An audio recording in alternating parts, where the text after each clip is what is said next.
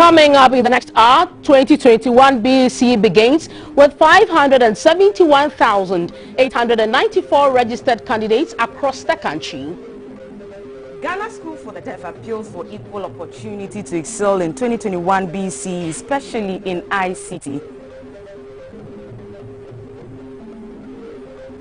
The judiciary and the media work together to improve on reportage in maintaining appropriateness and professional standards while reporting from the court.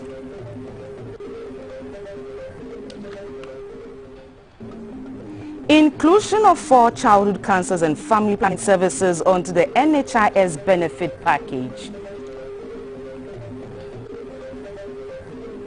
And many killed and several others injured in a militant attack in Burkina Faso's northern border region.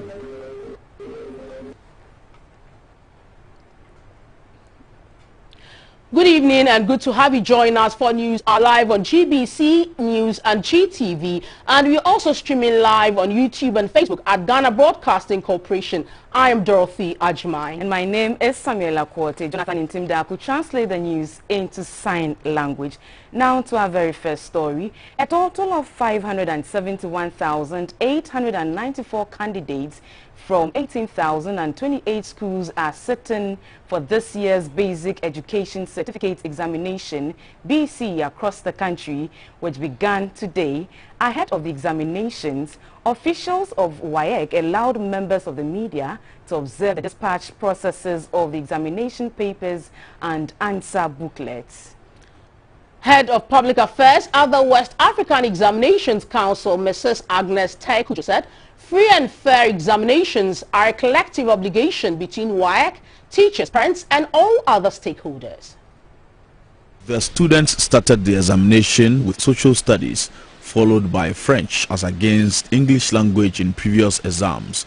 Examination malpractice such as paper leakages are some of the problems the country has had to grapple with over the years. To ensure a free and fair exercise, officials of WAEC for the first time invited the media to bring to the attention of the public the reliability of the organization of the exams, including the process of distributing papers. The exam questions and answer booklets were all sealed and inspected by officials before they were dispatched to the various examination centers. The head of public affairs at the WAEC Ghana office, Mrs. Agnes Taikujo, said the conduct of examinations is a collective effort from WAEC and other stakeholders. The media, if you also don't go about putting out false information, creating fear and panic, everybody, parents, you know, they have a role to play, make sure that their children get to the centers early. Some of the schools try around this time to tell people to contribute 50 cedis to be able to refresh invigilators and things. It's not supposed to happen, because all these are meant to entice the invigilators and things to, you know, look away when the candidates are doing the wrong thing. So we expect everybody to support us. Mr. Richard Osei is the Municipal Internal Auditor at the Ayawaso North Education Office of the Ghana Education Service. He was stationed at the St. Francis Xavier RC Basic School Center, where WAEC had taken officials through some rudiment of the examination to ensure a smooth takeoff. In addition to the materials arriving late, the exercise started 15 minutes later. All 197 candidates registered for the exams at the particular center were also present.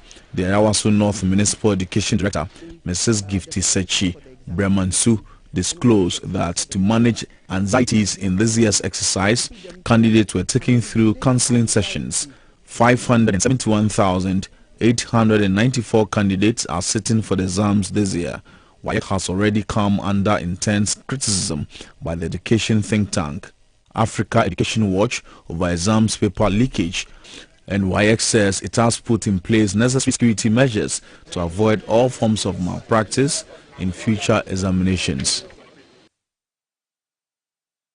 Now, there was an hour delay in the arrival of the Social Studies Paper 2 in the ongoing Basic Education Certificate Examination at the Odoko Salaria Cluster of Schools Exam Center in Accra. Some students were also reported absent for their first papers at some of the centers in Accra. Over 2,000 centers have been set up across the 16 regions of the country for the examinations being conducted by the West African Examinations Council, WAEC. The Salaria Cluster of Schools Examination Center in Accra is hosting 260 candidates from various schools who registered to sit for the examination. One person did not turn up for the exam. Some centers experienced a delay in the arrival of papers. The supervisor for the center, Mr. Daniel Biye, explained what led to the 1-hour delay in the arrival of the Social Studies Paper 2. We were about to start when we tried opening the question paper, but the key to the padlock was exchanged. We have to take it back to get the right key to the question papers before we were able to open the question papers. At the Accra Newtown Experimental Center, 367 candidates are expected to sit for the BECE. 4 were absent on the first day. The supervisor, Mr. Benoni Akwa, said WAEC officials delayed in bringing the examination papers. After the first paper, some of the candidates spoke to GBC News. Social studies, we all thought it's going to be something difficult, but when we saw the question paper, we were very relaxed and we really did our best. Before I entered the examination hall, I was scared. Then when I sat down and the papers were given to us, I saw it was nothing difficult. It was just like our mocks we've written in the schools. And before we came, our teachers told us we should be confident in ourselves, but not too confident. Due to the advice that our teachers gave us, they took us through a lot of things. And today we came here, it was very simple to us. The questions were so easy. When you learn it, you will be able to answer it. But if you do not learn, you will not answer it. So the examinations are scheduled to end on Friday, 19th November 2021. Let's now take a look at how the examinations were conducted in other parts of the country. The BECE has taken up smoothly in the Upper West region. There are 12 centers in the Wa municipality, 2 of which are the Wa Methodist School for the Blind and the Wa Senior High School. At the Wa Senior High School, where they have 4 clusters, 6 of the students did not report for the exams. Mr. Suleiman Halim is the supervisor of the Center D. For here, we have about 240 candidates at Center D. We have 136 for the boys and we have 104 for the girls. We start around 9. And we are writing social studies. Currently they are writing the paper 2, that's the theory. Then after this they will write the objectives. We have so far recorded 2 absentees. The number of students is 216, comprising 140 boys and then 102 girls. In the other centers, one middle school for the blind. So there's no absentee. We haven't faced any challenge yet. Everything is going on smoothly. Barkisu and Macarius are among the hundreds of students that are taking part in this year's BECE at the Wa Methodist Center. What I expected was there, and the questions were not all that difficult. We wrote social studies today, and in fact the questions were very good and we were able to answer to our satisfactions. As for me, the paper is good. I was able to do my best. The questions covered almost all the topics in the Akiola. If we are not able to cover all the topics in the Akiola, you might not be able to make it. The students behind me have expressed optimism that the exams will be very good for them. They said today's social studies was not too difficult, and it is their hope that the rest of the papers will be same. Also in the Eastern region, 55,000 candidates comprising 27,393 females and 28,491 males are writing this year's Basic Education Certificate examination in 216 centers. The Eastern Regional Public Relations Officer of the Ghana Education Service, Mr. Emmanuel Echampong, told GBC News that all logistics are in place for the 5-day exercise.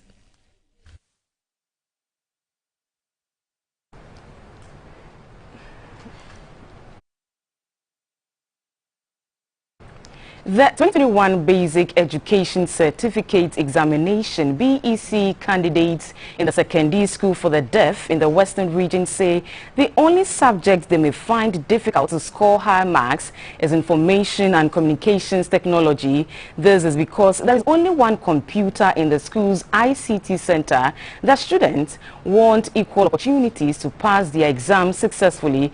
GBC News visited the school to assess the preparedness of the students. Secondary School for the Deaf was established on October 4, 1971 as a day school in a Catholic convent at Isikado by Madam Teresa Rule, a citizen of Elmina, with 11 boys and 6 girls from Ketan, Kojokrum and Sekandi at the time. The school now has a student population of 344, 158 of whom are girls and 186 boys. The staff strength is 64, made up of 29 teaching staff and 35 non-teaching staff. In 1995, the school was adjudged the best JSS in agriculture in the Shama Ahanta East Metropolis after having invested in a piggery and a vegetable farm. Though the school is well structured, it lacks a modern computer laboratory, which the final year students preparing for the Basic Education Certificate examination say may affect their performance in information communication technology examination. School, we are prepared for the BEC and do that for us.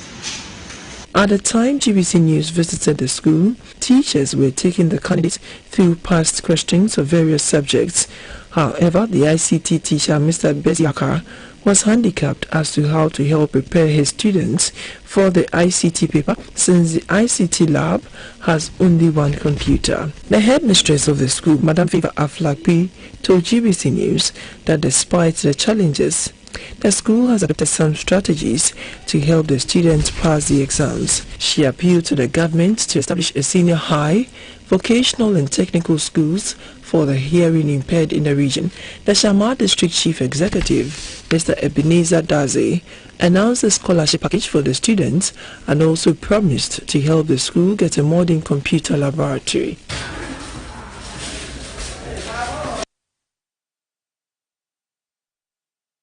We move to the Volta region, where the president of the Volta Regional House of Chiefs, Dr. Prehodo, has said what the victims of the recent tidal waves in the Volta region need at the moment is support to overcome their immediate challenges rather than politicization of the issue, which he described as tragic. Dr. Prehodo, who led a delegation from the Regional House of Chiefs to visit the affected communities, appealed to Ghanaians to lend a helping hand to the victims to alleviate their plights. 17 communities in the Ketu South and Keta municipalities and the Anglo district were devastated by the recent tidal waves. The National Disaster Management Organization, NADMO, estimates that over 4,000 people have been displaced. The delegation from the Volta Regional House of Chiefs visited hard-hit communities such as Jita and Fuveme in the Anglo district, Ketikofe in the Keta municipality, and Agaveji, Salakofe, Amuchino and Adina in the Ketu South municipality to commiserate with the affected people. At Fuveme, an island settlement, the community's basic school had been shut down because their classroom block was ravaged by the tidal waves. The assembly member for the area, Mr. Raphael Agbenavo, disclosed that no relief item from NADMO had reached them. An NGO brought them some items, but that could not cater for all those displaced by the disaster. He therefore appealed for more support. As a result of this destruction, people are suffering because we are typically fishermen. As far as the sea is rough, people cannot go to sea anymore. So food to eat is a problem, not even to talk about where to sleep. Because where to sleep, you can see the structures. They are being destroyed by the tidal wave. So people living here is very pathetic. At the time the chiefs visited most of the affected communities, majority of the displaced residents had not received their share of the relief items. The delegation expressed worry about the development. The president of the Regional House of Chiefs, Togbu Tefrehodo, was not enthused about what he called politicization of the tragic incident. The level of devastation is such that it has displaced a lot of people. we, as a Volta Region House of Chiefs, are calling upon government to intervene in this matter. It's about the lives of people, and we would make a humble suggestion that wherever relief can be found to help these people come out from this predicament, we all will be extremely grateful. Togbe Tefrehodo also appealed to government to urgently resume the sea defense project along the coastline of the Volta region to permanently prevent future devastations by tidal waves. I think it is very critical for us to emphasize the fact that the sea defense wall project has to be kick-started again, because that is the only way these communities can be saved. It's quite obvious. Places where you see the project completed, you don't see that much devastation.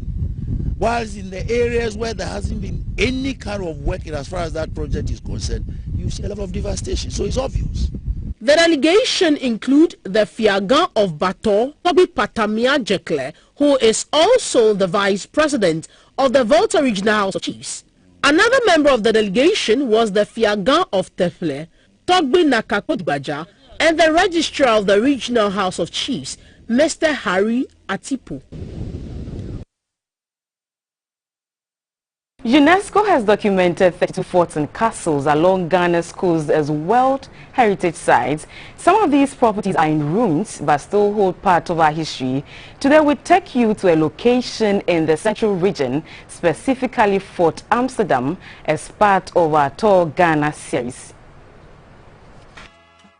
Fort Amsterdam site is in Comantin along Ghana's coastline in the central region. The fort is at Abanze on the northeast of Cape Coast in the central region. It was built by the English between 1638 and 1645 as Fort Comantin or Fort Comantine. In 1640, the fort was destroyed by fire and was refortified by the British.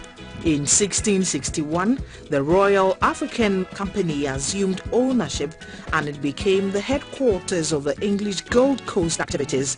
It was captured by Admiral Engel de Ruyter of the Dutch West India Company in 1665. It was subsequently made part of the Dutch Gold Coast and remained part of it until the fort was traded with the British in 1868. It was built to trade in gold. This fort later became the headquarters in West Africa. One headquarters,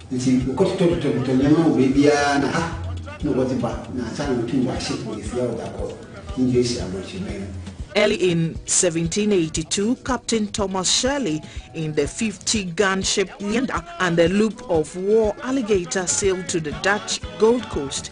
Britain was at war with the Netherlands and Shirley captured the small Dutch fort at Mori, Comantin, Apam, Senyabreku and Accra. The villages of Abanze has grown around the site of the fort today. In 1811, the local people captured the fort and it is believed that the fort then became one of the first large enslavement structures. However, the remnants of its purpose as an enslavement structure is evident, including holding cells for men and women and a door of no return. Punishment room, which were The women had a punishment room for those who did not give in to the demands of their masters.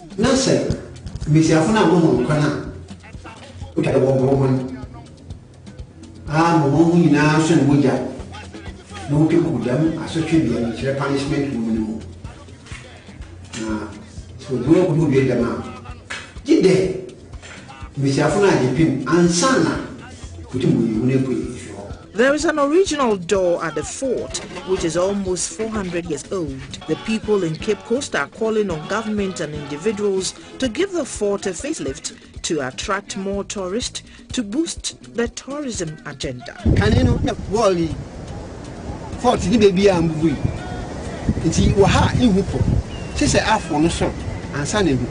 Previously, the wall and the fort wasn't broken, but now you can see the sea. We are calling on government and individuals to give the fort a facelift.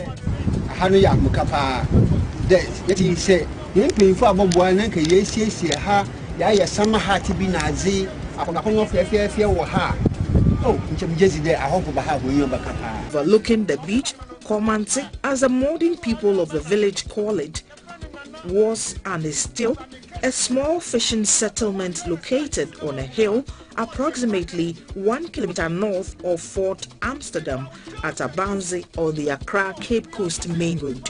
Never reoccupied, Fort Amsterdam remained as a ruin until its 1951 restoration by the Ghana Museums and Monuments Board. It is presently open to the public.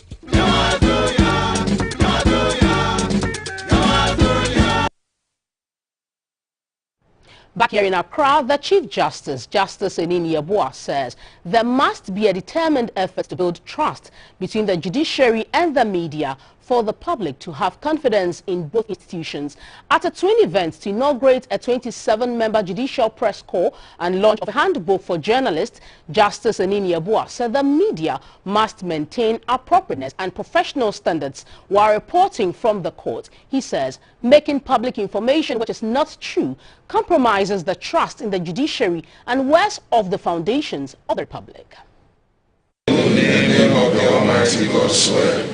The Judicial Press Corps is made of reporters from the various media houses who were nominated and given the needed training to report from the courts. The Judicial Service put together the event to officially recognize the pioneers of the group as court reporters.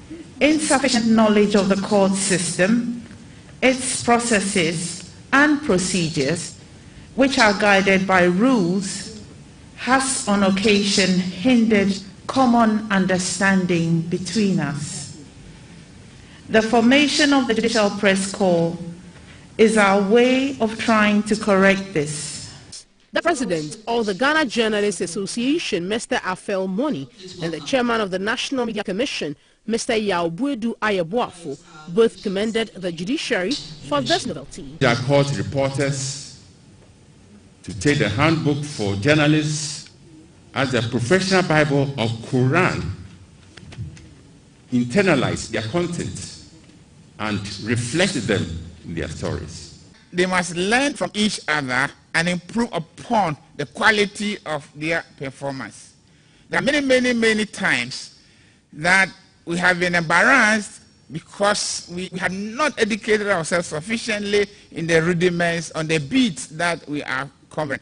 So that, for instance, when there is an interlocutory judgment, some of us present it as a final judgment, and sometimes we mislead the public into certain actions that are unwarranted and unnecessary. At the same event was the launch of a handbook to guide members of the Judicial Press Corps and other members of the media on court reporting and court processes.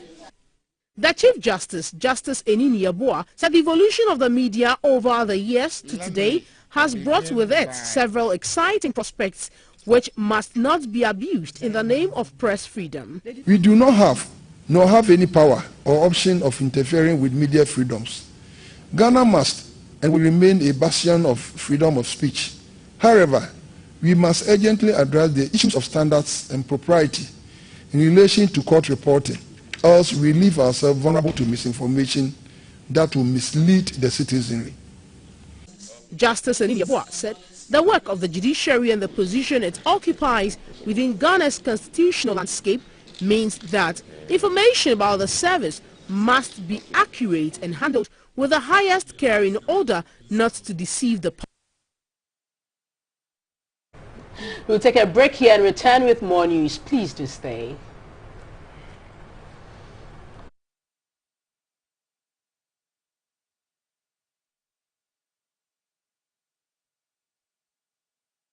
(1921 to 2021), the journey to our centenary has been amazingly worthy.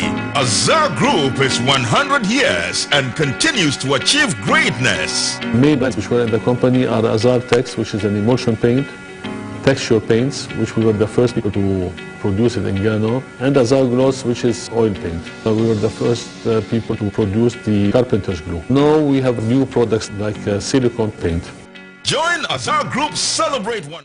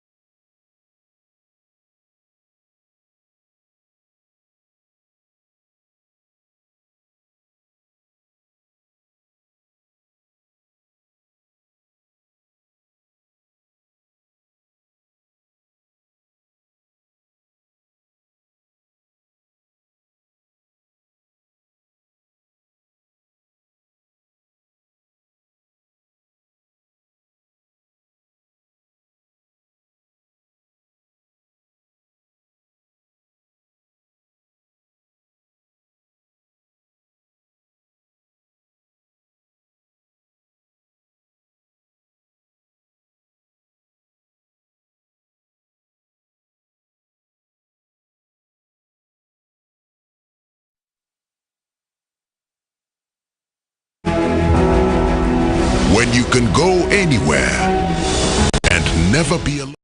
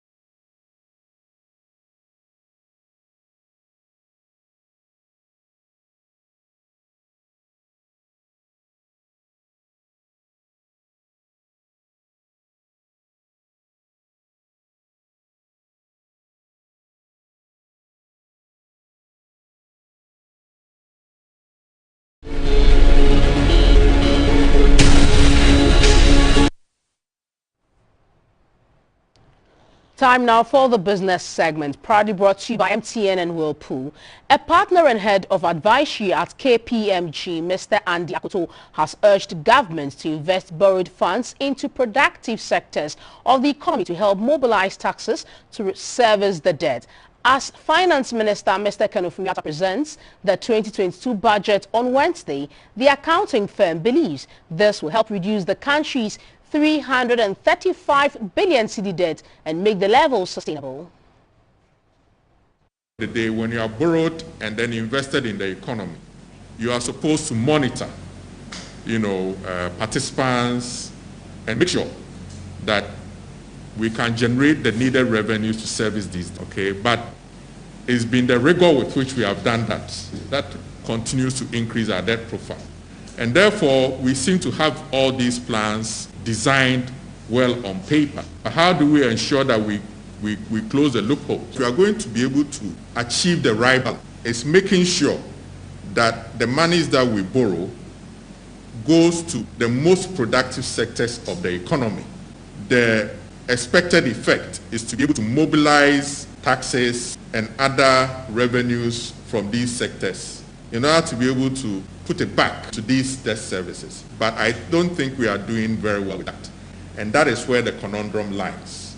And if that is going to happen, it depends on how efficiently and effectively that the Ghana Revenue Authority itself is able to look at the loopholes within its own revenue mobilization systems, to close them so that we can realize the benefits from these borrowings. GoTV has launched its newest bouquet onto the market, the Super Bouquet. It is a package that comes with more channels with better and interesting Ghanaian content. To say thank you to customers for their support over the years, the multi-choice company is introducing the Akwaba Magic channel with the much talked about program Inspector Bodiako onto the new bouquet. Amazing. Download the My GoTV. Until now, the GoTV decoder had the Light, Value Pack and Max Bouquet. For an early Christmas gift, the multi-choice company is introducing the Super Bouquet to its GoTV platform. The new Super Bouquet will offer a range of lifestyle and entertainment channels for the whole family, With this bouquet, subscribers now have access to all the 60 Go TV channels, including Boomerang, Africa Magic Epic, and Honey. The Akwaba Magic, a purely Ghanaian content channel, which was only on DSTV but can now be accessed on the Go TV channel 101. This channel offers viewers programs like Dede, Inspector Bediako, and Date My Family Ghana in December and January. As we are riding under the bigger theme of the business, which is hyper-local, it's important that we all acknowledge what we have, which is Akwaba Magic. And I'll say our brothers from another country use what they have to build a very strong film industry. We've been presented with a very great opportunity to do the same. So we hold on to Akwaba, we ride with it. So Go TV Super on Akwaba, for me, is the biggest news apart from the launch of Akwaba that we've received this year. And it's going to go a long way to help us reach out to a mass audience. MultiChoice says any customer who upgrades to the Go TV Max this festive season would automatically be upgraded onto the super package as your early Christmas present. A scoop of laughter to soothe you. Add some red hot. The new super bouquet is 99 Ghana cedis. The managing director of MultiChoice Ghana, Mr. Alex Ochuri, encouraged customers to use its self-service platforms and promised that Go TV will continue to produce sought-after programs for its Ghanaian customers. For the festive period, we are giving some goodies, right? So you don't need to upgrade to the super from 1st December. If you're on Max, we will automatically give you the super. But after that, the super will still remain for 99 cedis, and anybody can buy or upgrade to that package for all the channels that are there. Whichever stars, genres, or sings. Still watching the business segment of News Hour. Cocoa Board has achieved its 1 million metric tons of cocoa production target for the 2020-2021 crop season, representing a 37% leap within 4 years. The chief executive of Cocoa Board, Mr. Joseph Boahen-Aidu, said this at the 3rd edition of the Ghana Cocoa Awards in Accra, where GBC News' Ekwel Foriwa-Dakun scooped the Journalist of the Year award. Potential of becoming Africa's chocolate manufacturing hub in the next 5 years is unmatched. The country, having the youngest population against the 1.4 billion Africans, is enough motivation for local industries to expand processing of cocoa to finished products because of the already existing market for the consumption of processed cocoa in the country.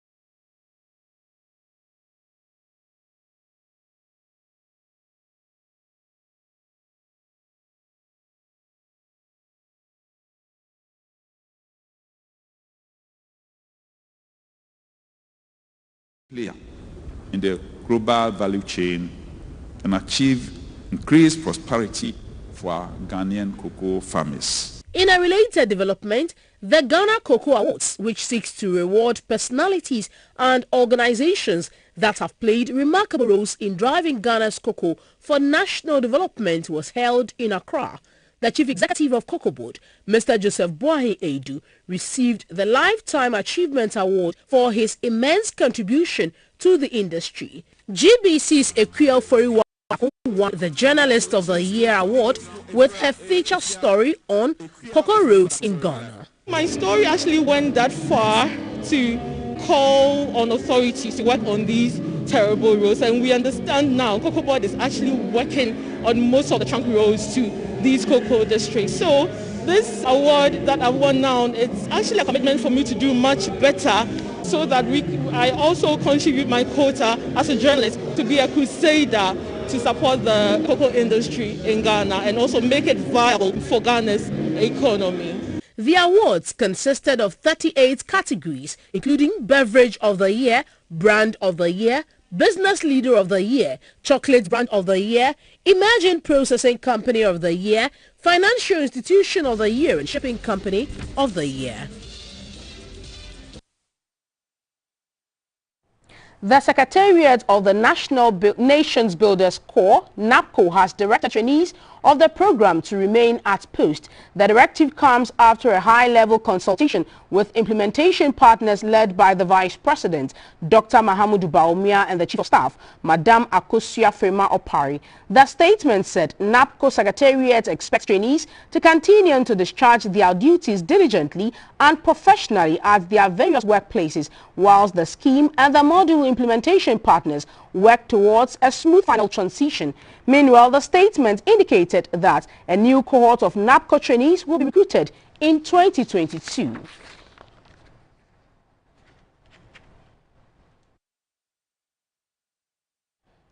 The Ghana Revenue Authority has denied reports in the media that Customs Division of the Ghana Revenue Authority (GRA) has announced the annulment of the 50% benchmark value on some selected goods imported into the country. According to the purported reports in the media, the reversal of the 50% benchmark policy by government took effect on the 15th of November 2020.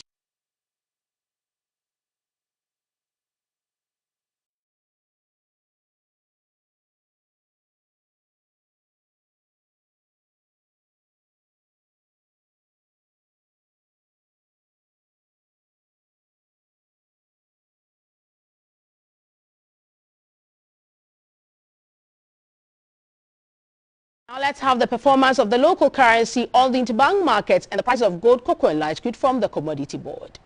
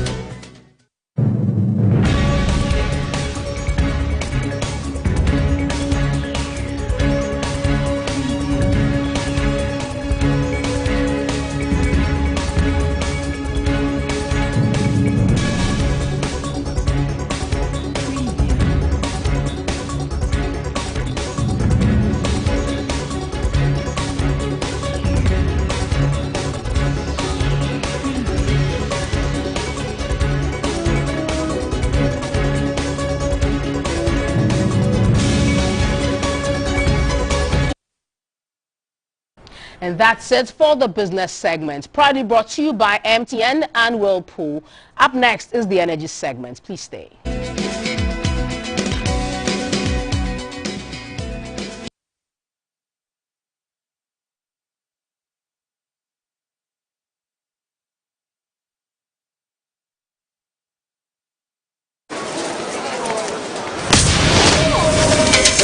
Truth is not the magic that make a dream come true and makes you achieve, but it's your hard work and your persistence.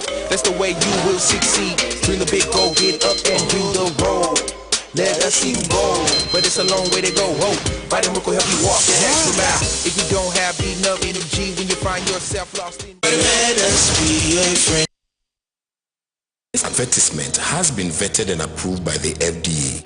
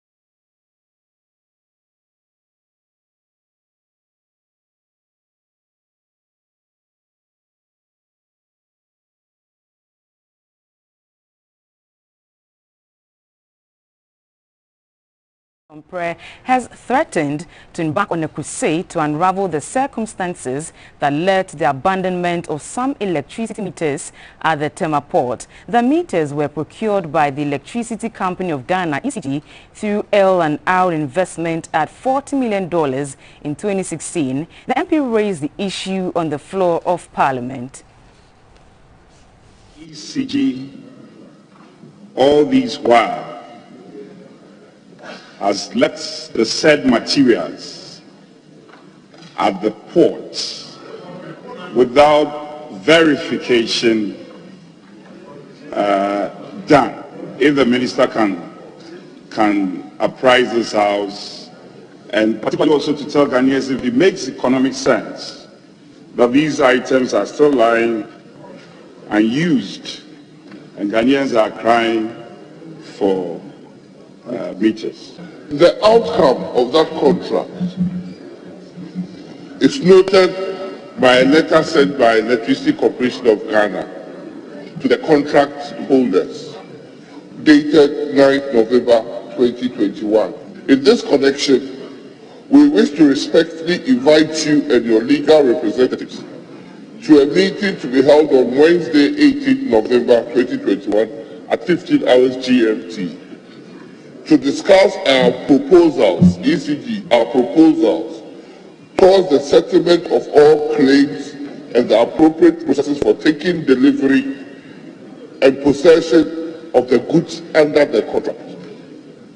This will include processes for physical verification to ascertain the conformity to specification and sample testing in order to determine whether the goods are of the same make and quality of meters are those provided by your client and deployed for use in the pilot project undertaken by ECG. So, Mr. Speaker, in a nutshell, that is the outcome of the contract between L&R and ECG as at 9th November. Now, calls for the removal of some taxes and levies on the fuel price building up have intensified ahead of the 2022 budget presentation on Wednesday. This follows the persistent increase in fuel prices, which is overburdening petroleum consumers. The Chamber of Petroleum Consumers, COPEC, expects government to scale down some taxes it describes as nuisance to help cushion Ghanaians. Speaking to Energy News, the Executive Secretary of COPEC, Mr. Duncan Amwa, said the government may increase some petroleum levies in next year's budget presentation, describing the situation as extremely unfortunate. The pumps are definitely draining our pockets, and the expectation will be that he would present something that gives us a little relief in view of the fact that government, as we speak, is also over-realizing on our petroleum internationally as prices have gone up. Yet all the taxes, some of which we all call nuisance, are still left on the price build-up. It will be our expectation that he will take cognizance of the suffering of the broader masses and review some of these taxes downward. Unfortunately, the signal we are picking is that they may rather want to increase these taxes. That will be extremely unfortunate, and we are also getting signals that toll booth levies may be increased. We did a lot of work around our toll booth somewhere in June, a copy of which we have tabled before the Finance Ministry for consideration.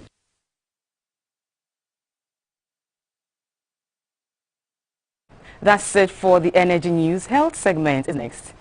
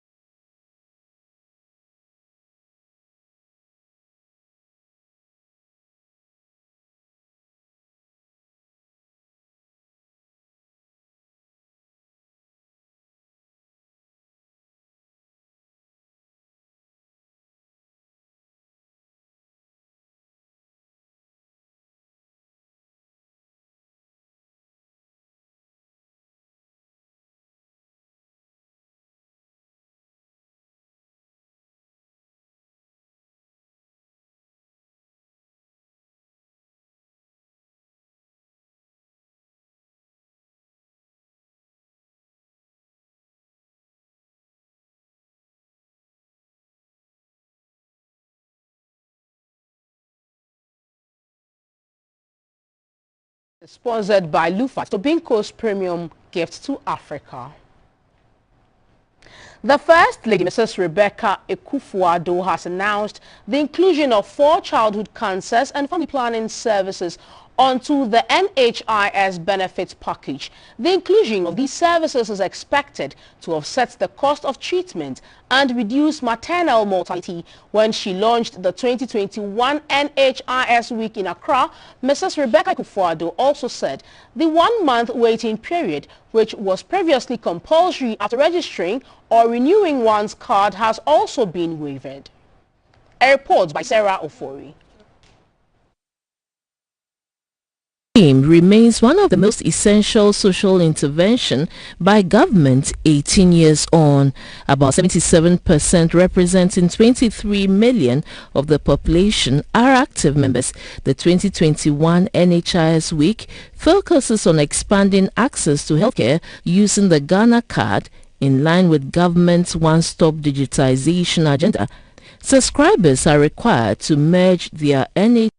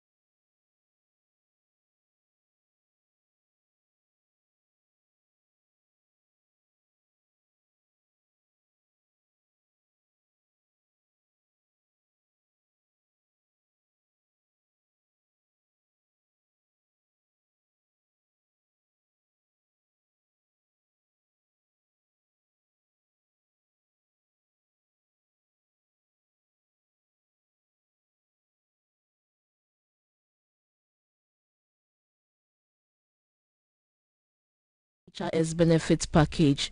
These are Burkitt's lymphoma, acute lymphoblastic leukemia, retinoblastoma, and Wilms tumor. The First Lady, Mrs. Rebecca Akufo-Addo, disclosed that the Cape Coast, Ho, and Tamale teaching hospitals have all begun oncology services. The addition of childhood cancers to the NHIS benefit package is essential. It is cost-effective, feasible, and can improve survival of children with cancers. Certainly, our children deserve to live long, productive lives to enable them compete successfully with other children in the world. Mrs. Akufo-Addo also reiterated the need to establish palliative care centers for children with terminal diseases. The 2021 NHIS week is being marked through awareness creation on the merger of the NHIS cards with the Ghana cards to access healthcare. Meanwhile, the 1-month waiting period, which was previously compulsory after registering or renewing one's card, has also been waived. For GBC News, Accra. The health segment was brought to you by Lufat, Tobinco's premium gift to Africa. The international news is next. Please stay.